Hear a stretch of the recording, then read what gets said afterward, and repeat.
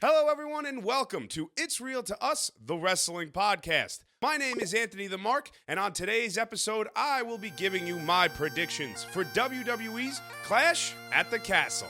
But before we get into all of that, you can follow us on Instagram, TikTok, and X at It's Real to Us. And on YouTube, you should subscribe. We are at It's Real to Us 1. All right, you want to ring the bell, Apollo? Ding, ding. The 2024 Clash at the Castle will be the second premium live event of its name, and it will emanate from Glasgow, Scotland. The first event took place in 2022 from Cardiff, Wales, and it was WWE's first stadium event inside the UK in over 30 years. There we saw an absolute classic between Sheamus and Gunther. Dominic Mysterio turned on his dad and Edge to join the Judgment Day, and we saw Solo Sikoa debut and help Roman Reigns defeat Drew McIntyre in front of all of his countrymen. The bar has been set, and this year's event has a lot to live up to. So, with that being said, let's take a look at all of the matches announced so far, talk about the storylines, the implications, and most importantly, who I think is going to win. First up, let's talk about a match that could main event. I don't think it's going to, but the WWE Championship I Quit match between AJ Styles and Cody Rhodes. When the feud between Cody and AJ began, both men respected and even liked each other to some point, but after AJ lost his one-on-one championship match at Backlash, he was forced to go to the back of the line. So, instead of doing just that, Styles pulled a Mark Henry and faked his retirement to viciously attack Cody Rhodes. AJ has a closing window, and he's only going to be able to be a top-level guy for so long, and he is going to do whatever it takes to take that title from Cody Rhodes. It's a simple story, but it's effective. We kind of saw this side of AJ Styles when he came back just ahead of the Royal Rumble. He was no nonsense, cutthroat, doing everything by himself, and maybe most importantly, in wicked insane shape. I've never seen AJ look better. But he was putting people over loss after loss after loss since coming back. So maybe Styles has realized that if he is going to be a main event level superstar at this point in his career, he can't do it alone. So hopefully he uses Luke Gallows and Carl Anderson to the highest of their ability and can maintain a spot in the main event level scene. So here's the argument for why AJ Styles could win. He's 3-0 in I Quit matches in his career. Granted, those matches were in TNA. Plus, AJ could just drop the title right back to Cody at Money in the Bank. That way, AJ Styles gets his last WWE title run, and Cody Rhodes just becomes a two-time champion. But whatever comes of AJ Styles and his character right now, I just want him to be running around with the Good Brothers like it's 2016 again. Beat up John Cena! Now, while I'm excited to see what AJ Styles can do with this momentum, I do think it's a long shot that he dethrones Cody Rhodes. The American Nightmare is still insanely over, and he feels destined for a long championship run. Plus, this is only his third title defense. And let's be honest, the babyfaces usually win the I Quit matches. So I'm taking Cody Rhodes to retain the title in another hard-fought battle against AJ Styles. But in all honesty, I wouldn't mind if AJ Styles hung around the main event scene for another premium live event. Cody versus AJ Part 3, Money in the Bank? I don't have an issue with it if we open up the story and it makes sense. Okay, next up, let's talk about the Women's WWE Tag Team Championship Triple Threat match. Bianca Belair, Jade Cargill defend the gold against Zoe Stark and Shayna Baszler and Alba Fire and Isla Dawn.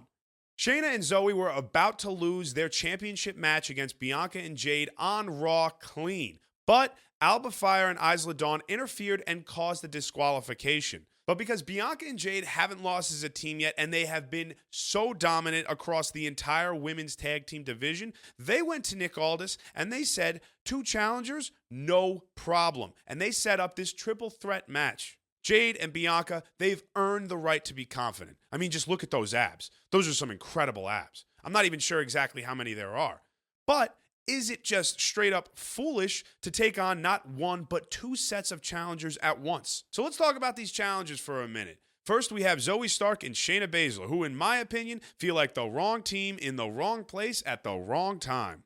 I mentioned it earlier. Zoe Stark was about to get pinned by Bianca Belair after the EST hit a KOD on Stark. And, not to mention, Shayna Baszler just lost at NXT Battleground. But then there's Alba Fire and Isla Dawn, otherwise known as the Unholy Union. And if you don't know who they are, I don't blame you. They have not been regularly booked on WWE TV since they've debuted. But that doesn't matter because they are from the UK and they will have the support of the people. Freedom! This feels very similar to when Indy Hartwell and Candice LeRae were put on the Elimination Chamber Perth, Australia card to pretty much job out to the Kabuki Warriors. Indy Hartwell is Australian. They were in Australia, so they let her go out there and perform in front of her countrymen and women and get an awesome ovation. It's really cool. I understand why WWE does this, but it just makes some of the matches a little bit more predictable in my mind. But at the end of the day, unless we get what I think would be an unexpected heel turn, I do not see Jade or Bianca taking a pin or letting someone else get pinned for that matter. So I am taking the confident champions to retain their titles and remain dominant over the women's tag team division. And speaking of wrestlers who are on this card because of where they're from, that brings us to Bayley versus Piper Niven for the WWE Women's Championship. The Scotswoman Piper Niven has gotten the best of Bayley over the last handful of weeks. And when you factor in the wildly entertaining, if not often annoying, Chelsea Green and the fact that Piper has the home field advantage, would you really be shocked if we saw a title change? Yeah! I would 100% be shocked. There is no way Bayley is losing the WWE Women's Championship. Piper Niven hasn't even won or even competed in, for that matter, a singles match in months. WWE has also only really just started treating her like a legitimate threat. This is WWE just doing another one of their superstars a solid by letting them compete in front of their countrymen and women. And I am all for this. I love the receptions that the native superstars get, and the international crowds are just infectious. But that doesn't make any of the outcomes any less predictable. We all knew that Rhea Ripley was beating Zelina Vega in Puerto Rico. Just like we all know Bayley is going to beat Piper Niven in Scotland. It could be fun to have Chelsea Green inadvertently cost Piper Niven the championship too. Niven could wipe out Green after the fact and the people could go crazy. It could be a fun little moment for her even if she doesn't win the title. Sami Zayn will once again defend the Intercontinental Championship against Chad Gable, and I think it is the leader of the Alpha Academy's time. Chad helped train Sami Zayn to beat Gunther at WrestleMania and win the Intercontinental Championship title. Then, once Gable lost his one-on-one match for that title, he snapped and became a relentless heel.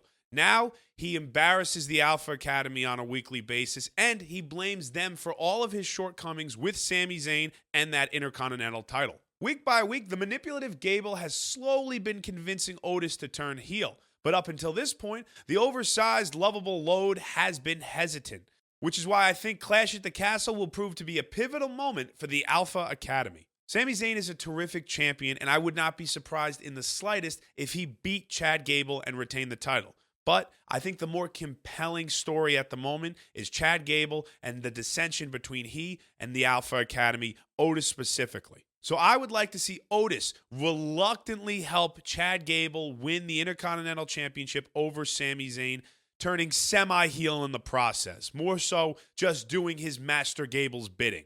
Over the next couple of weeks, we can watch as Master Gable prances around gloating about winning the Intercontinental Championship all by himself. And then, one day, after so much abuse, Otis can snap and he can set himself, Akira Tozawa, and Maxine Dupree free from the evil reign of Chad Gable. Also, Chad Gable's contract with WWE is supposedly up, and both WWE and AEW have shown interest in signing him. So, if WWE wants to sweeten their offer, so to speak, maybe they'll go ahead and they'll give Gable the Intercontinental Championship.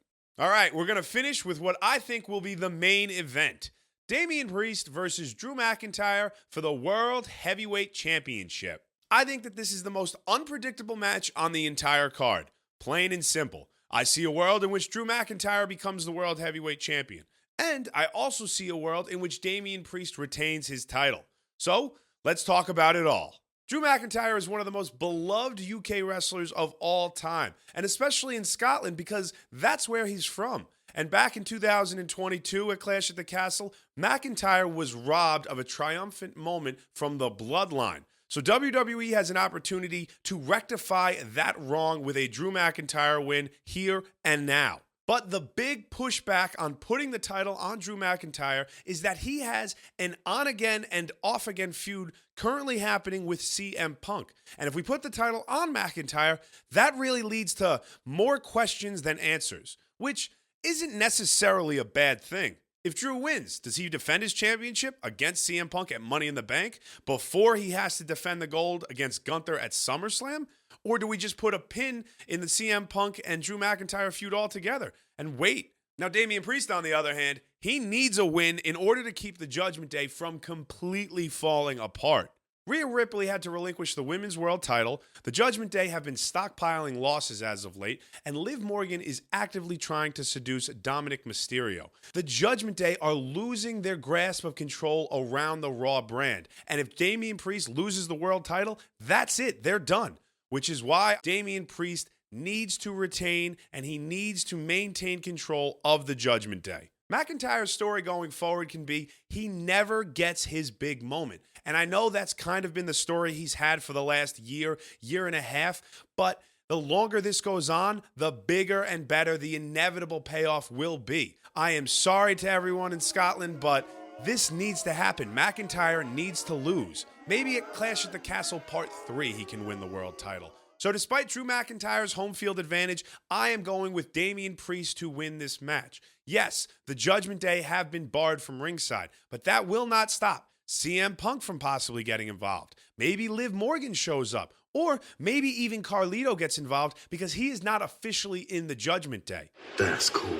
There are a number of different ways WWE can orchestrate this match in which they can protect Drew McIntyre and also give Damian Priest a little bit of help in retaining the title. But again, I understand this match can go either way. My mind is telling me logically it makes sense for Damian Priest to win, but my heart wants Drew McIntyre. I feel for the guy. Okay, he had his moment taken away from him at Clash at the Castle 2022. He's fought tooth and nail to get back to this moment for redemption, and to not give it to him seems just cruel. But what can I say? I don't think it's his time. All right, that is everything you need to know about this year's Clash at the Castle Premium Live event. Thank you so very much for joining me for this entire time. I really appreciate it. If you'd like to go a step further, you can give us a like, share the video, subscribe if you haven't already. Thank you, thank you, thank you again. We really appreciate all of your support, and we hope to see you next time on the next episode of It's Real to Us, the Wrestling Podcast.